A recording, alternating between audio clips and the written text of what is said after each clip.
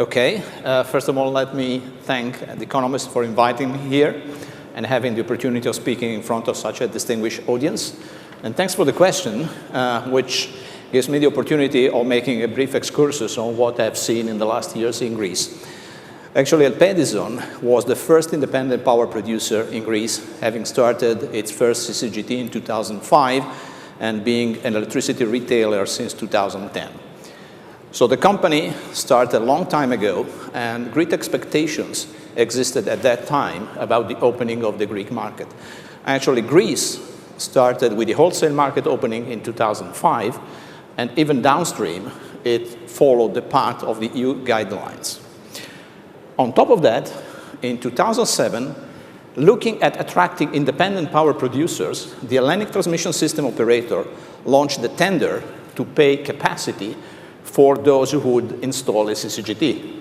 In hindsight, this was anticipating by more than a decade today's discussion at European level about the need of a capacity remuneration market. But this was 10 years ago.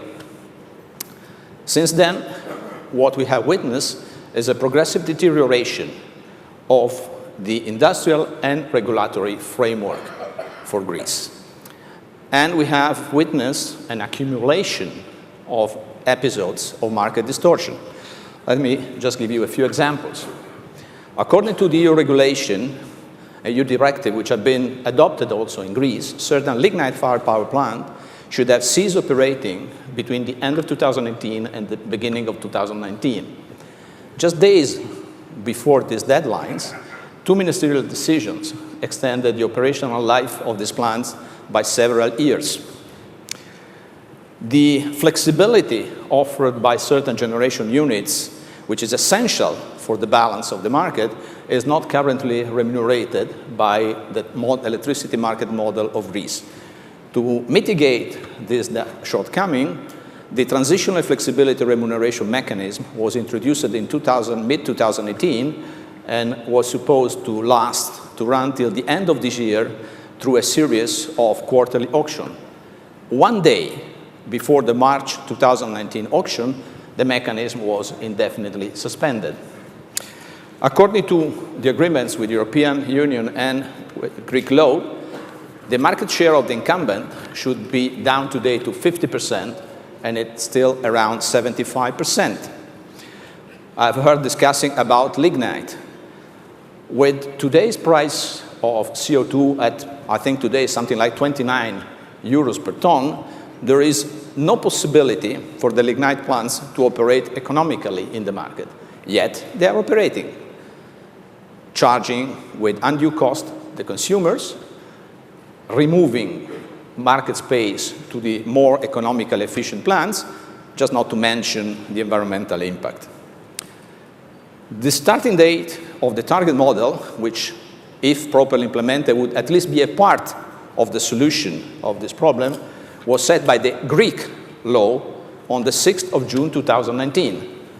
We are 1 month, 10 days later. There is no target model, no new date for the target model to start. It looks, seen from a bit distant, it looks that in the past years, Greece has abandoned the European path and is strenuously defending lignite generation, which is socially, economically, and environmentally unsustainable today. It is even developing a new lignite-fired power plant. It is the only country in EU which is doing such a thing at a point of time where other countries are actually discussing about an accelerated phase-out. Unsurprisingly, in such a suffocating environment, there is a huge missing money problem in the market, which is severely affecting the incumbent, but is also impacting the independent producers. So is mine a totally negative outlook? No.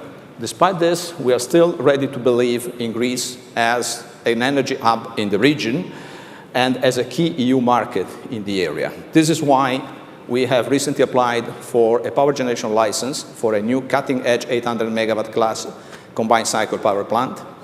This is why we have applied for 4 generation licenses for innovative, hybrid, renewable, and storage generation units in 4 non-interconnected islands.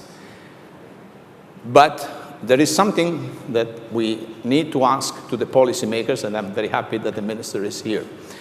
We need to have a clear indication about the intentions of the country, intentions that need to be sensible, well-pondered, consistent, and stable. Energy infrastructure is a long-term gain. It implies significant investments. We cannot take decisions which are so important for the level of employment, for the economic and social development of the country on weak and volatile basis.